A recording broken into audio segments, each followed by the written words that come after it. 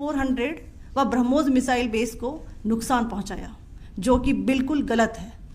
दूसरा, उसका ये भी मिस इन्फॉर्मेशन कैंपेन था कि हमारी एयरफील्ड्स जो कि सिरसा, जम्मू, पठानकोट, बठिंडा, नलिया और भुज में है, ये उसका मिस इन्फॉर्मेशन भी बहुत गलत है।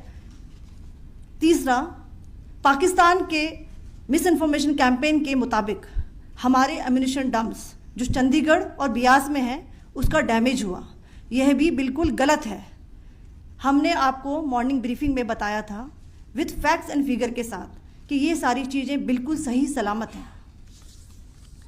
अब मैं आपको बताना चाहती हूँ कि पाकिस्तान के एक प्रेस कॉन्फ्रेंस में ये बात की गई थी कि उनके सीनियर मिलिट्री ऑफिसर्स जो कि पूरी तरह से ये भ्रामक हैं और तथ्यों से दूर हैं कि पाकिस्तान की ओर से ये झूठा आरोप भी लगाया जा रहा है कि भारतीय सेना ने मस्जिदों को नुकसान पहुंचाया। मैं इससे बिल्कुल स्पष्ट करना चाहती हूं कि India is a secular nation और हमारी सेना भारत के कॉन्स्टिट्यूशनल वैल्यूज़ की एक बहुत प्यारी झलक है। इंडियन आर्म्ड फोर्सेस ने पाकिस्तान को बहुत भारी नुकसान पहुंचाया, उनके मिलिट्री इंफ्रास्ट्रक्चर्स को, चाहे वो लैंड एसेट्स हों या फिर उनके एयर एसेट्स। यही नहीं, इंडियन आर्म फोर्सेस ने पाकिस्तान की एयरफील्ड्स स्कर्दू, जकोबाबाद, सरगोदा और बुलारी को बहुत नुकसान पहुंचाया। इसके अलावा पाकिस्तान के air defence system, radar system, उनको भी एयर स्पेस में अनटेनेबल किया।